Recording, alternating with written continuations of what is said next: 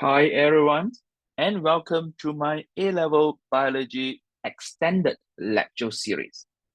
In this lesson, we will explore ATP synthase and the binding change mechanism in mitochondria.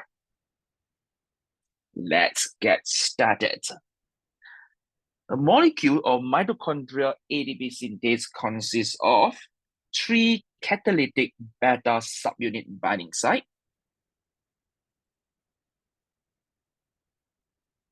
Okay, so 3 beta, the dark blue color here. 3 alpha subunits, so the light blue color, as well as 1 or n asymmetric gamma subunit, which is known as the central stop here. Okay, so how this ATP synthase actually functions? As we know that, first of all, we know that there is an accumulation of protons, okay, at the intermembrane space. So when proton, okay, diffuse from the intermembrane space back to the mitochondrial matrix, okay, a very special events actually take place, because when protons move back to mitochondrial matrix, it causes the rotations of this ring, C ring we call it. So the rotation of C ring actually rotate this asymmetrical gamma subunit. So the rotation of this gamma subunit causes a series of reactions which result in the productions of ATP. So the asymmetric gamma subunit, also known as a central stop, rotates as hydrogen ion pass through ATP synthase. So this rotation induces the conformational change in the beta subunit binding site. So beta subunit binding site is very important because beta subunit binding site consists of the active site for the ATP synthesis. So as a result, each binding site will change and undergo 3 phases. The first phase is the binding of the ADP and the inorganic phosphate to the active site. Then the formation of the tightly bound ADP, followed by the release of ATP. So as we know that 3 protons are required to synthesize 1 ATP molecule. So this process proposed by Paul Boyle, okay, which is known as the binding change mechanism in 1960 to 1970s, to explain how ATP is synthesized in the mitochondria. And his work actually awards him the Nobel Prize in Chemistry for his work. So what is binding change mechanism? So as we know that a proton's gradient built up across the inner mitochondrial membrane due to the proton accumulation in the intermembrane space. So this proton now flow back into the mitochondrial matrix through the proton channel of this ATP synthase. So what actually happened next? When the proton flow through this proton channel, it rotates the C ring, okay, the C ring, which causes the gamma subunit, the asymmetrical gamma subunit, to rotate within this alpha 3 beta 3 complex, the 3 alpha subunit and 3 beta subunit. So because of this, the rotation now induces the conformational, the change in the shape of the beta subunit. So cycling through these 3 states, which is known as open state, where ADP and inorganic phosphate group bind to the active site of the beta subunit, followed by the loose state, where ADP and PI are loosely held together so that ADP are close to this PI or inorganic phosphate group. Then the tight state occur where the ATP is formed and tightly bound together at the active site. So when the return, when the site return back to the open state, ATP now is released, okay, ready for the next cycle. Let us look at how the binding change mechanism in mitochondria actually occur. So if you look at the structure, we have three color molecule here. So green color, blue, as well as yellow. Okay, so at this moment, the blue color beta subunit is at loose state. The yellow subunit or yellow beta subunit, okay, is at tight state or T state. So our focus will be on this green color beta subunit. So the question here is, what is the function of alpha subunit?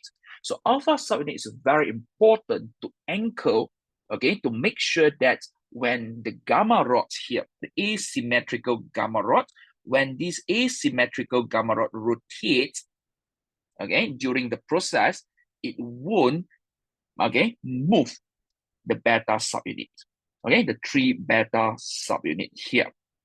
So these three beta subunits, they will undergo different states, okay, at the same time. So you can see that the blue currently is undergo, the blue subunit, the blue beta subunit undergoes loose state. Okay, the yellow beta subunit is now at the tight state. How about the green? So the green actually is, okay, is at the open state. So during open state, ADP and inorganic phosphate group bind to the active site. So now, due to the movement or the diffusion of the proton from the mitochondria intermembrane space back to the mitochondrial matrix, so the rotation of the serine now rotates these gamma subunits. Okay, the gamma subunits now rotate. So when the gamma subunit rotates, do you realize that? Start from this, the pointer point to the yellow subunit, but now the gamma subunit now point to the blue beta subunit.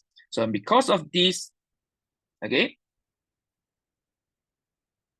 this green color subunit changes from the open state to the loose state, where the ADP and PI now are, both of them are brought closer together. So I put it as ADP plus inorganic phosphate group. How about the blue subunit? So the blue subunit now undergoes tight state, from the loose state to tight state, where the ADP and inorganic phosphate group combine together to form ATP. How about the yellow beta subunit? The yellow beta subunit now changes from T state, the tight state, to the open state, where the release of the ATP take place. So now continue, because when ATP is released from the yellow color beta subunit, so the active site is empty now. So what will happen next?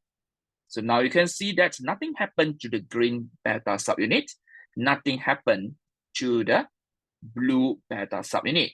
However, in yellow beta subunit, because the release of the ATP wakens the active site, so this allows the entry of the ADP and inorganic phosphate group. So again, due to the movements of the protons from the intermembrane space back to the mitochondrial matrix. So the movement, the diffusion here rotates, okay, the serine. At the same time, it rotates the gamma subunit, the central asymmetrical gamma subunit. So therefore, okay, can you see that? In this case, the pointer part of the gamma subunit now point to the green color, okay, beta subunit. So there is a change in the conformation. Can you see that? The shape change here. So because of the change in the shape, now the green beta subunit, okay, changes from the loose stage into a tight state. So during the tight state, ADP now react with inorganic phosphate group to form ATP. For blue color beta subunit, it changes from T, the tight state, into open state. And during this open state, okay, the form ATP, in the previous reactions, the ATP now is released. Okay, how about the yellow beta subunit? So it changes from O, the open state, to the loose state, where the ADP and inorganic phosphate groups are brought close to each other to allow them to form ATP, okay, during the tight state. So now, during this process, you can see that nothing happens, okay? Subsequently, you can't, there's no further reactions for the green beta subunit. No reactions take place, okay, at the yellow beta subunit, but due to the release of ATP at the blue subunit, now you can see that there is empty, okay? There is an empty active site. So this allowed the entry or the binding of ADP and the inorganic phosphate group into the active site. Okay, so once again, now you can see that because due to the protons, okay, the diffusion of proton from the intermembrane space back to the matrix, mitochondrial matrix, so the rotations of the C ring allowed the rotations of this gamma rod. So now again, you can see that the gamma rod now, okay, rotates again. So when the gamma rod rotates, okay, there is conformational change in the beta subunit. So now let us look at the green beta subunit. So from the T state now become, okay, during the T state, formation of ATP. So from the T state change to the O state, which is the open state. So during the open state, we know that ATP is released. Okay, so how about the blue beta subunit? So for the blue beta subunit, it changes from open state to loose state. Okay, so where ADP and PI are brought close to each other so that the formation of ATP can take place, okay, in the next tight state.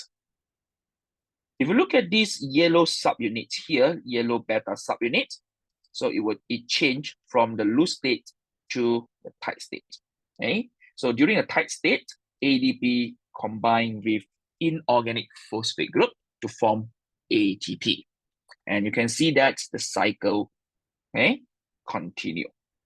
So one rotation skill, you can see that one complete rotation of the gamma rod, okay, releases form 3 ATP. Okay, and this again, so you can see that now the complete rotation of this gamma rod releases, okay, form 3 ADP and release 3 ADP. So 1 ADP here release, okay, then second ADP release here, and the third ADP release. Okay, so in order to form 1 ADP,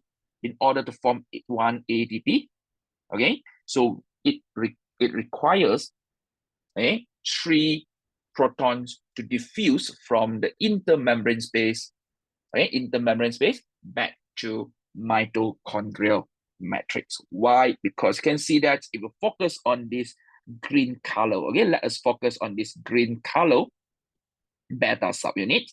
So you can see that first rotation here require 1 proton to diffuse, and then after that, okay, the second rotation takes place here, where we require the second protons to rotate, to diffuse, as well as the last rotation require the third proton to diffuse from the intermembrane space back to mitochondrial matrix. So three protons, right? Three diffusion of protons are required in order to form one ATP. But because we have three, can you see that? Three beta subunit. So with this process, we know that we will be able to form three ATP per rotation. Can you see that? Per complete rotations of the gamma rod.